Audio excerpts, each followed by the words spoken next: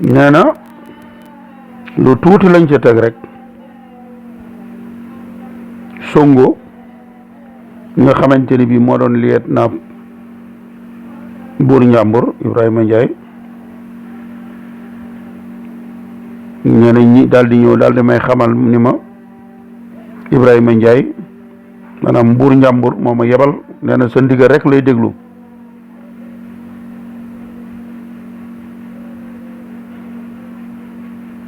sa ndigal rek lay déglu ngir mën a dal di fëx mook ñoñam jëm Mbacké Bari nee na nag wàccaay yooyu ak soldaar si bi ko le frère du marabout borom Daaru Muxti gisee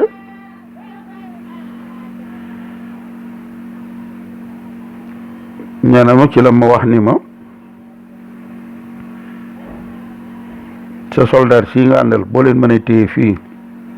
maa ngi lay jox sama kàddu te ni sëñ bi dana génn ci waxtu wi ñu wax maanaam kon yéen yem leen fii bu leen songu Mbacké Bari ci waxi Leclerc waxtu mu wax ak yéen sëriñ bi dana génn nee na ma ni ko mën naa def li nga wax waaye gis nga maag sama gawar yi sama soldaar si jekk nañ ngir songu Mbacké Bari ñoom ñëpp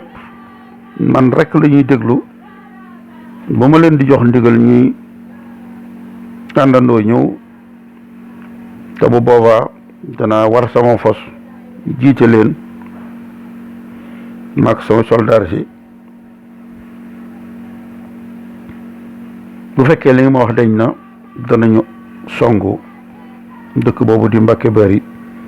ci waxtu wi ma lay wax nee na ci loolu la tàggoog mañ ànd ak ñaari interprète ñu Fara Biram Lo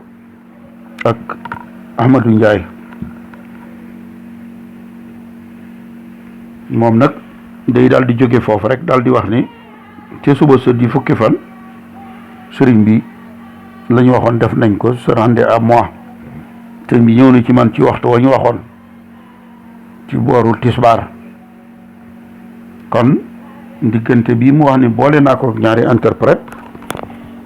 ca la ma Abdouloo ni woon moom day fanaan du dem ngay bëgg la borom Daaru Muxti waxoon dañ te borom Daaru Muxti moom xamal ko ni ko du fanaan Ahmadou Ndiaye itam dàqu fasam borom Daaru Muxti réer ba gindeeku ci biddiw yi egsee fekk sëriñ bi jekk mooy loolee sëñ Moussa Ka di wax ni ko ba Cerno laa wax Bamba seen lettre ba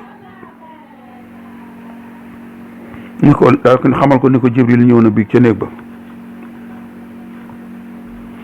wax na ma seeni mbir xamal ma boot ya ay wa is yamkuru moo doon boot ya wa is yamkuru bika allazina kafaru li yusbituka aw yaqtuluka aw yukhrijuka wa yamkuruna wa yamkuru Allah wallahu xayru makirin joojee sunu borom yónnee woon sallallahu alayhi wa sallam ba ko waa Màkk di fexeel